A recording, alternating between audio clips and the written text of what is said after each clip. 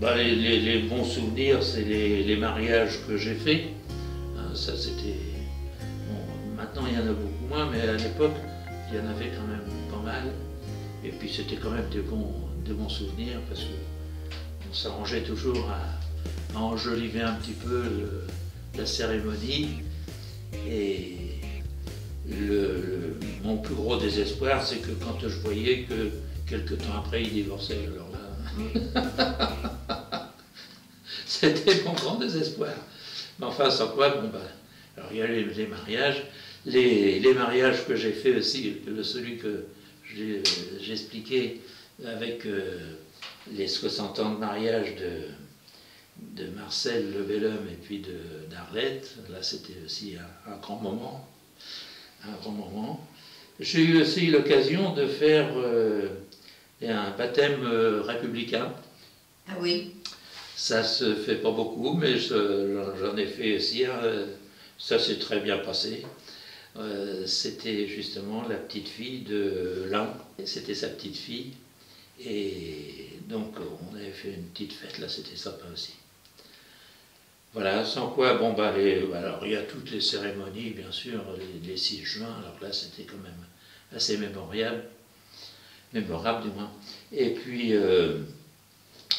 disons qu'autrement, bah non,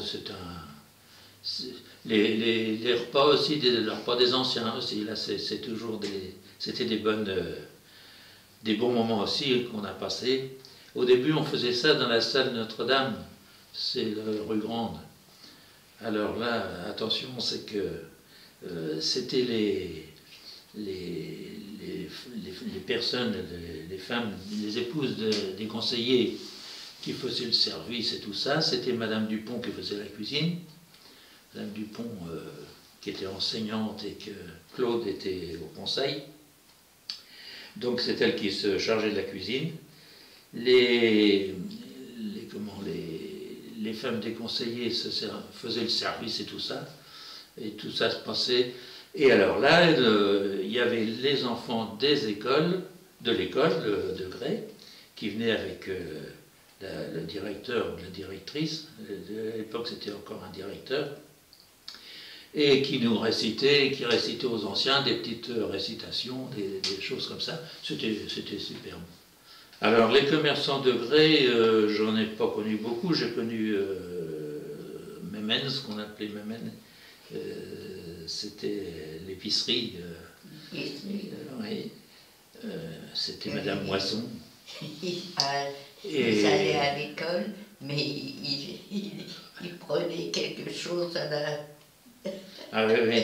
Alors, là c'était une épicerie, c'était formidable, parce que c'est une personne, elle était toute seule, mais elle faisait café, tabac, des pots de journaux, des pots de pain, c'est l'épicerie. À 7 h du matin, vous y allez, c'était ouvert. Le soir, à 8 h, c'est encore ouvert. Et puis, on avait tout ce que... Le beurre, c'était encore le beurre à la botte, il y avait une mode de beurre.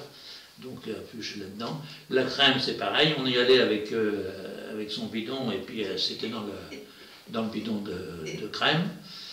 C'était encore... Ça pourrait plus être comme ça maintenant. Ce qui est dommage, parce qu'elle avait de très bons produits, des fermes des alentours. Oui. Ah oui, c'était des produits vraiment locaux, circuit court. Ouais. Quand elle est partie, ça a été repris. La commune avait récupéré la licence 4 pour faire le bar. Et puis, ceux qui ont repris, nous ont essayé de continuer l'épicerie et tout ça. Et puis, ça n'a pas marché, c'était plus du tout pareil. Disons que bon, les heures d'ouverture, c'était à partir de 9 h ou 10 h le matin, donc c'était fini, quoi. Donc ça a duré quelques temps, et puis ça s'est arrêté. L'épicerie a été transformée en habitation, et ça s'est arrêté là. Et puis alors il y a eu aussi de l'autre côté, là au coin du sentier du Bougon, il y avait un café-restaurant aussi. Alors au départ, c'était un arabe qui avait pris ça, qui faisait du couscous, mais alors fallait voir, il y avait toujours du monde, je me souviens plus comment il s'appelait. Et puis après, c'est Madame Lavigne qui a repris la suite, qui faisait un peu de restauration, et puis qui faisait un petit peu de café aussi. Et puis c'est pareil, quand Madame Lavigne est partie, ça s'est transformé en habitation, et puis ça s'est arrêté là.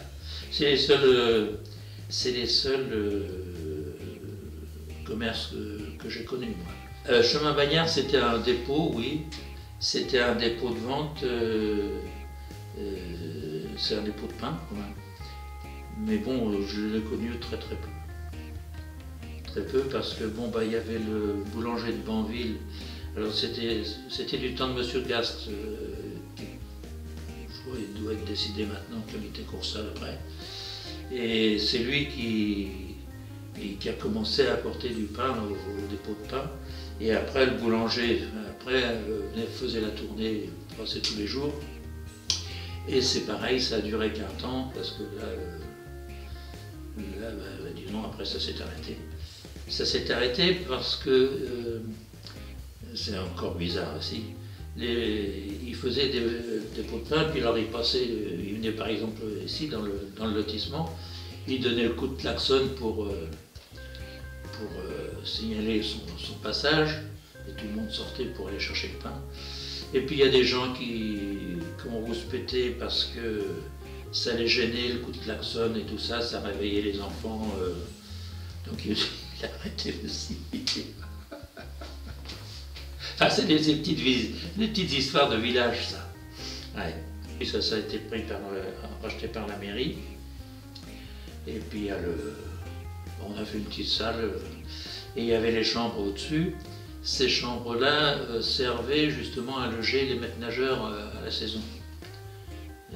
Donc ils couchaient là, c'était encore les CRS qui faisaient surveillance de maîtres nageurs et tout ça, et surveillance de la plage. Et là c'est pareil, les CRS ont arrêté, donc tout s'est arrêté.